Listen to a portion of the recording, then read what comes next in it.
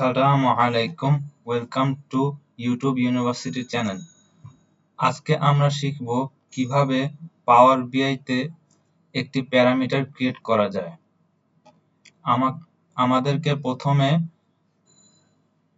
পাওয়ার query এডিটরে যেতে হবে। তারপর হোম ট্যাবে থাকা অবস্থায় ম্যানেজ প্যারামিটারে ক্লিক করতে হবে। তারপর নিউ প্যারামিটারে ক্লিক করতে হবে।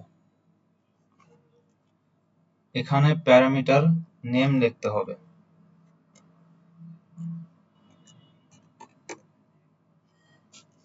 তারপর ডেসক্রিপশন চাইলে লিখতে পারি, নাও লিখতে পারি।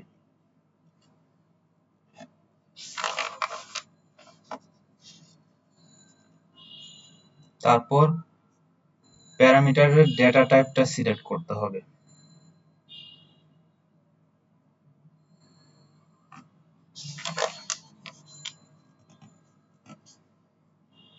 তারপর কারেন্ট ভ্যালুটা এন্টার করতে হবে।